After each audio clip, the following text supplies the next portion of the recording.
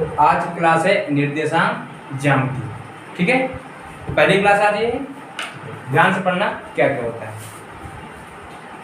तो इसमें जैसे कि बेसिकली कुछ फार्मूले होते हैं, उनको पता होना चाहिए कि कौन कौन से फार्मूले होते हैं, वो पता होना चाहिए। जैसे कि अगर जैसे कि एक लाइन तुमको दी इस तरह से है, उस पर एक पॉइंट x1 और y1 दिया है और एक x2 और एक y2 पॉइंट दिया है।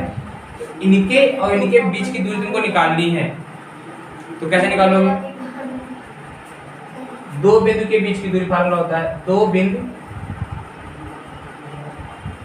के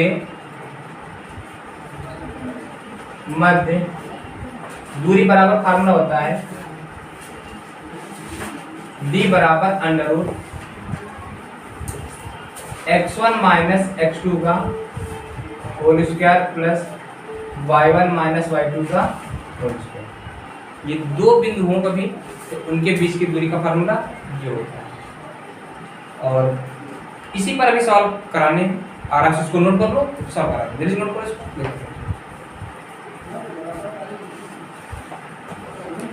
नोट करो ये फार्मूला।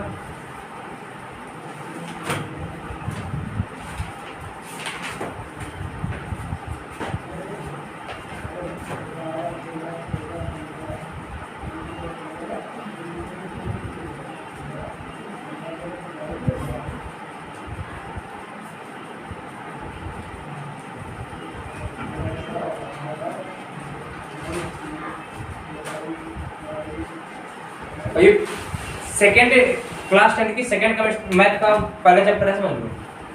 मतलब मैथ को दो पार्ट में डिवाइड कर दिया है। एक में क्या है, दो ना बिल्कुल नॉर्मल वाला है, स्क्वायर वाले सवाल और वर्गमूल वाले, समीकरण हल करने वाले, गुणनखंड वाले, ये सब सारे हैं। एक में हमने निर्देशांक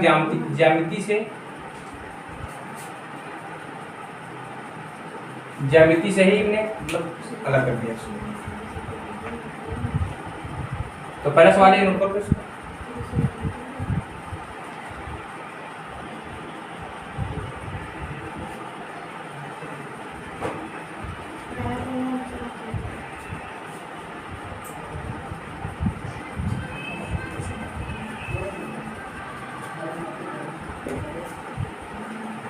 इसको बाहर निकाल देते, ठीक है।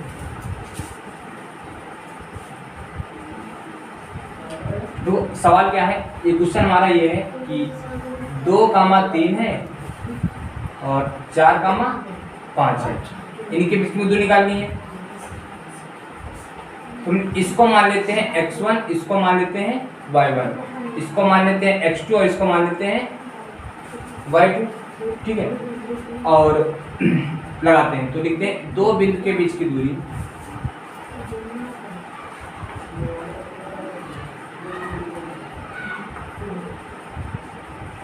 दूरी का फार्मूला क्या होता है, d बराबर under root x1 minus x2 का whole square plus y1 minus y2 का होल स्क्वायर। ये सूत्र होता है, सब होता है। d का अगर मान निकालेंगे तो x1 कितना हमारे पास है 2, x2 कितना है माइनस का 4, प्लस y1 कितना है 3, फिर माइनस y2 कितना है 5, तो माइनस का 5 हो जाएगा, होल स्क्वायर हो जाएगा। तो d का मान कितना निकल के आएगा अंडर रूट 4 में से 2 घटाएंगे तो माइनस का 2 आएगा, 2 का स्क्वायर प्लस 5 में 3 घटाएंगे तो माइनस 2 का होल स्क्वायर आएगा। d का मान कितना आएगा अंडर रूट। तो हमेशा ध्यान रखना, कोई भी संख्या अगर माइनस में लिखी हुई है तो उसका वर्ग हमेशा प्लस में ही आता है। तो 2 का स्क्वायर कितना हो गया 4 और 2 का स्क्वायर कितना हो गया 4। अब यहाँ पे d का मान कितना हो गया 4 और 4 कितना हो गया 8। 8 के अगर फैक्टर करना चाहो तो क्या होगा, तो 8 के फैक्टर होंगे 4 दूनी 8, d का मान कितना होगा 4, यहाँ पे किसका वर्ग होता है 2 का, और रूट 2 तो किसी का नहीं होता है। तो तुम्हारा इतना आंसर आ गया, यानी कि दो बिंदुओं के बीच की दूरी हमारे पास आ गई है 2√2। ठीक है, यहाँ तक सभी को समझ में आया है, ठीक। नोट कर लो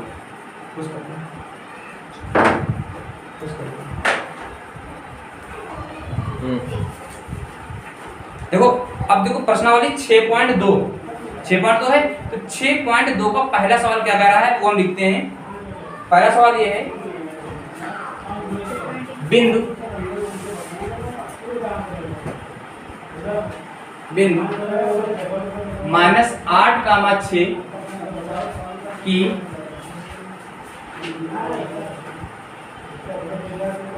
मूल बिंदु से दूरी ज्ञात करो।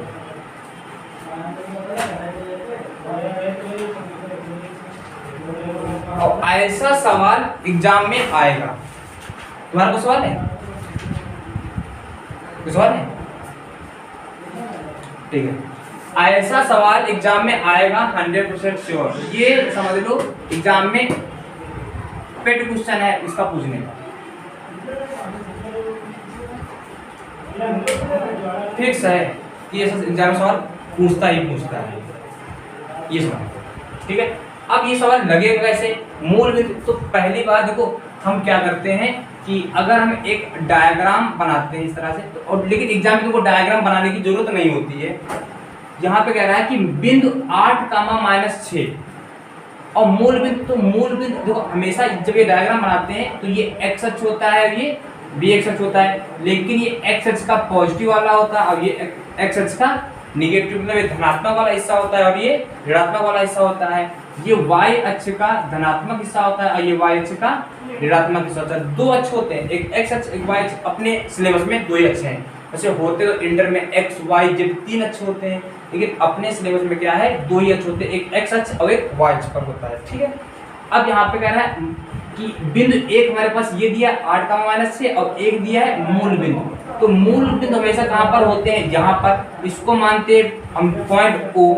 तो इस बिंदु के जो निर्देशांक होते हैं वो 0,0 होते हैं। ठीक है, अब कभी भी एग्जाम में ऐसा क्वेश्चन आ जाए कि मूल बिंदु और कोई बिंदु उसके बीच की दूरी ज्ञात करना हो, तो उसके लिए फार्मूला मूल बिंदु के लिए एक जगह पर 0,0 रखना, या फिर इसके लिए डायरेक्ट फार्मूला होता है कि d बराबर √x² + y²। ये फार्मूला लगाओ। जब कहा जाए एग्जाम में कि मूल बिंदु और किसी बिंदु के बीच की दूरी ज्ञात करना, तो ये फार्मूला लगाओ। अगर लेकिन तुमको ऐसा नहीं पता है तो तुम बेसिक फार्मूला लगा सकते हो क्या, कि d बराबर √x1 - x2 का whole square plus y1 - y2 का होल स्क्वायर। चाहे ये फार्मूला फार्मूला दोनों लिखा है तुमको ने, ये फार्मूला लिखा है हमने। ये फार्मूला तो तुमको पता है कि दो बिंदु होते हैं उसके बीच की दूरी ये होती है। तो अगर तुम डार्ट लगाना चाहो तब भी तुम्हारा आंसर आएगा, ना लगाना चाहो इससे लगाना चाहो तब भी आंसर आएगा। कैसे आएगा वो देखते हैं।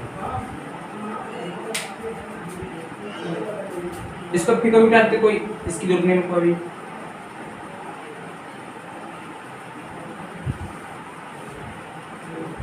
तो हमने पहले कहा कि बिंदु है -8,6 था और एक बिंदु हमने कहा 0,0 क्योंकि मूल बिंदु है तो 0,0 हमने मान लिया। अब इस वाले समीकरण रखने के लिए हम इस पहले वाले को x1 मानते हैं और दूसरे वाले को y1 मानेंगे, इसमें x2 मानेंगे और इसमें मानेंगे y2। तो पहला तरीका ऐसे लगा सकते हो। कैसे? तो यहाँ पे अब लगाते हैं नीचे रखना, तो लिखेंगे दो बिंदु के बीच की दूरी, दो बिंदु के मध्य दूरी d बराबर सूत्र होता है √x1 - x2 का whole square plus y1 - y2 का होल स्क्वायर। ये सूत्र होता है। d का अगर मान निकालेंगे तो x1 कितना है? x1 हमारे पास -8 है तो -8 माइनस x2 कितना है? 0, तो इसका होल स्क्वायर हो जाएगा प्लस y1 कितना है? y1 मेरे पास 6 दिया हुआ है तो 6 माइनस y2 कितना है? 0 का इसका स्क्वायर कर देंगे तो d का मान क्या होगा? √8 में से 0 घटाओगे तो -8 ही बचेगा, इसका स्क्वायर हो जाएगा प्लस 6 में से 0 घटाओगे तो 6 बचेगा, इसका स्क्वायर हो जाएगा। d का अगर मान निकालेंगे तो कितना हो जाएगा? हमने अभी थोड़ी देर पहले कहा था कि कोई भी संख्या अगर माइनस में लिखी हुई है तो उसका मान हमेशा कैसा आता है? प्लस में आता है। तो 8 का स्क्वायर कितना होगा? 8 का स्क्वायर हो जाएगा मेरे पास 64। और साथ में 6 का स्क्वायर ना, तो 6 का स्क्वायर मेरे पास हो जाएगा 36। कोई दिक्कत? अगर अब यहाँ से डी क्यू निकालेंगे तो डी क्यू क्या आएगी मेरे पास, डी क्यू आएगी अंडर रूट में 100। तो 100 किसका वर्ग होता है? यहाँ से एक तरीका है तुम्हारे पास, इसकी वैल्यू ऐसे निकाल सकते हो, तो ये तरीका दिल से छाप लो।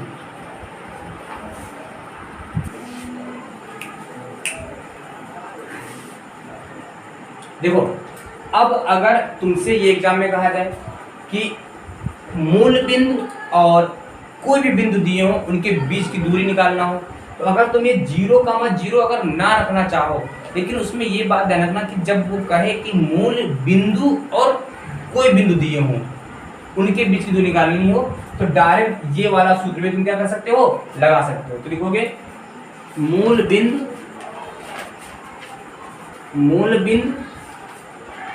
कामा -8,6 के बीच दूरी, ठीक। तो डी बराबर लगाओगे under root x square plus y square formula लगा दोगे, तो तुमको ये वाले पॉइंट लिखने की जरूरत भी नहीं होगी, क्योंकि उसके डायरेक्ट फार्मूला ये हो जाएगा। तो डी का मान क्या आएगा, अंडर रूट -8 का स्क्वायर और प्लस का 6 का स्क्वायर हो जाएगा। डी का मान क्या आएगा, अंडर रूट 8 का स्क्वायर 64 आएगा, 6 का स्क्वायर 36 आएगा। डी का मान मेरे पास आएगा अंडर रूट में 100, और 100 किसकी वैल्यू होती है, सिंपल सा क्वेश्चन, छाप लो इसको, जल्दी नोट कर लो।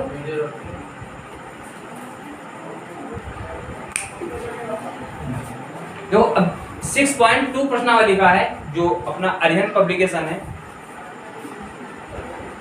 उसी का 6.2 प्रश्नावली का सवाल नंबर 2। तो इसमें 4 सवाल दिए गए हैं, तो उन 4 सवाल को हम बारी बारी से लिखते हैं, एक एक सवाल को लगाते हैं। पहला सवाल ये है कि इसमें भी 2 बिंदु दिए गए हैं और इनके बीच की दूरियों को ज्ञात करनी है।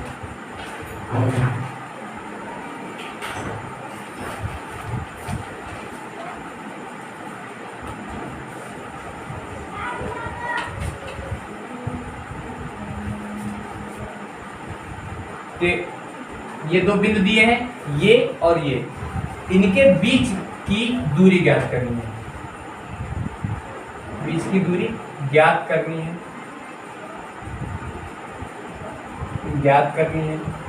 दूसरा सवाल दिया है इसमें साथ में ही कि पॉइंट दिए हैं -6, 6/5, -3 और -4,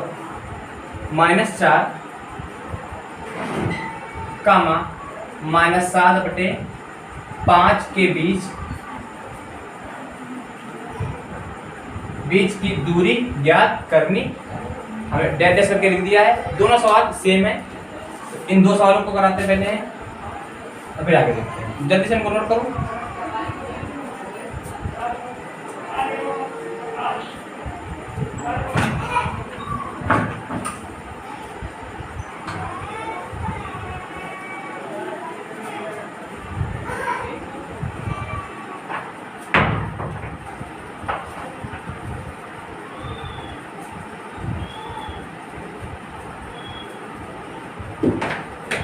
देखो बताते सवाल को।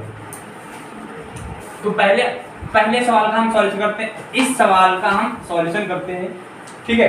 इधर ध्यान से देखो, कोई दिक्कत हो तुरंत बताना हमको, ठीक है। तो इस सवाल को लगाने से पहले हम क्या करेंगे, सॉल्यूशन डालेंगे।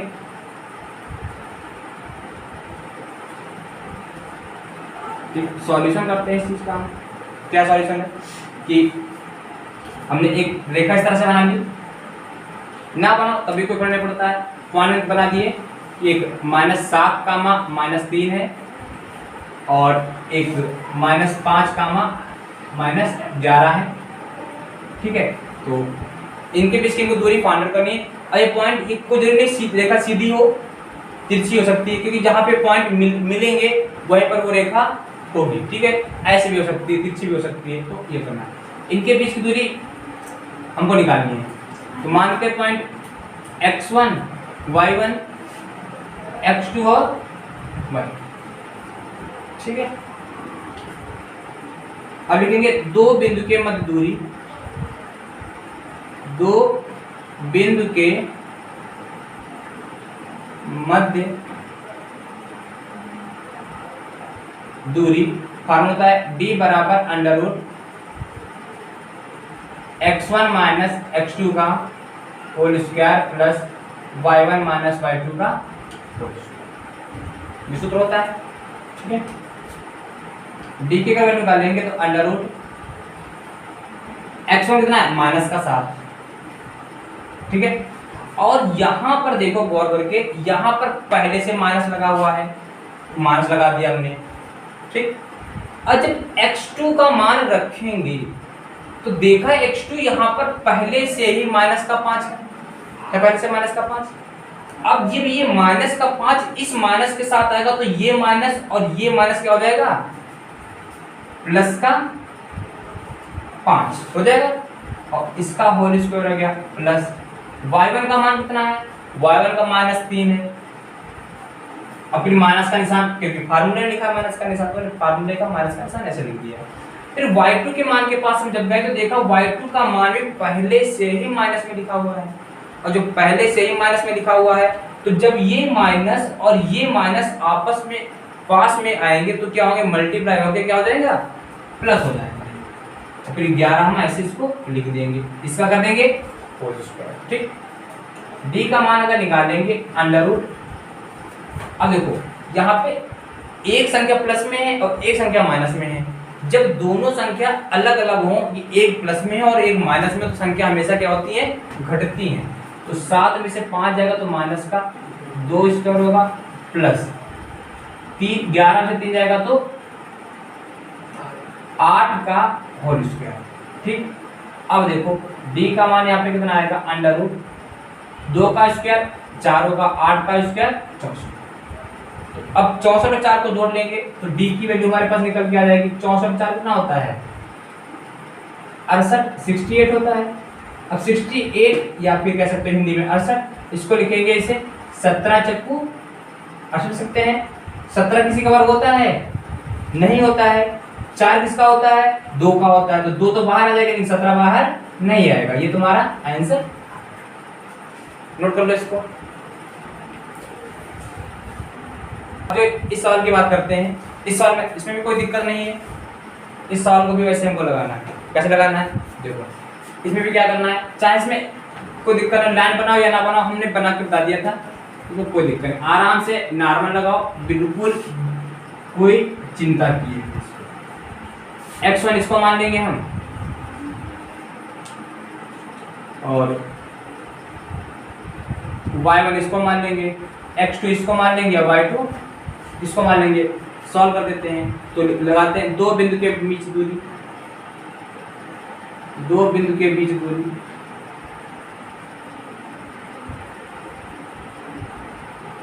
d बराबर, सूत्र सबको पता ही हो गया है, सूत्र क्या होता है, ठीक है। लगाएंगे x1 कितना है, माइनस का 6/5 माइनस, और माइनस पहले से तो प्लस का 4 का होल स्क्वायर, ठीक, प्लस x2 कितना है, y1 कितना है, माइनस का 3 माइनस, और माइनस पहले से प्लस का 7/5 का होल स्क्वायर, d की वैल्यू कितनी आ जाएगी, अंडर रूट। अब यहाँ पे ये थोड़ा लॉजिक लगेगा, जब संख्या बटे में हो तब कैसे हल करते हैं, तो बस सिंपल सी बात है, इस संख्या की तिरछी मल्टीप्लाई कर दो। तो माइनस का 6 लिखा है, 5 को 20, तो प्लस का 20/5 इसका होल स्क्वायर हो गया, प्लस यहाँ पे सेम 5 तिया 15, तो माइनस का 15 प्लस का 7/5 इसका होल स्क्वायर। सिंपल सी बात, कैसे फिर से देख लो, 5 की मल्टीप्लाई 4 से कर दो तो 5 को 20 हो गया, 6 5 लेगा तो 6 तुमने कुछ नहीं इसमें किया, जैसे 5 की 3 मतलब 5 की 3 से मल्टीप्लाई किया तो 5 से 15 हो गया, और प्लस का 7/5। अब d का मान क्या आएगा, अंडर रूट, देखो अब 20 में 6 घटाओगे 14 आएगा, 14/5 का होल स्क्वायर हो जाएगा, और प्लस यहाँ पे 15 में 7 घटाओगे तो माइनस 8/5 का होल स्क्वायर हो जाएगा। इसको थोड़ा सॉल्व कर लेते हैं फर्दर। d का मान कितना आएगा, अंडर रूट देखो 14 का स्क्वायर 196 होता है, 5 का स्क्वायर 25 होता है, प्लस 8 का स्क्वायर 64 होगा और 5 का स्क्वायर 25 होगा। डी की वैल्यू कितनी आएगी? अंडर रूट 25 को हमने ऐसे लिख लिया, इनको ऐड करेंगे तो 4 और 6 कितना हो जाएगा? 10 का 0 से लगा 1, 9 6 15, 15 से मिलेगा 1, 260 बटे में 25। डी की वैल्यू का निकालेंगे तो 25 वर्ग होता है किसका? 5 का होता है, और लेकिन बटे में लिखा है तो बटे में 5 रहेगा। और अंडर रूट 260 किसी का वर्ग होता है? नहीं होता है। तो 260 को 260 लिखेंगे, इधर हमारा आंसर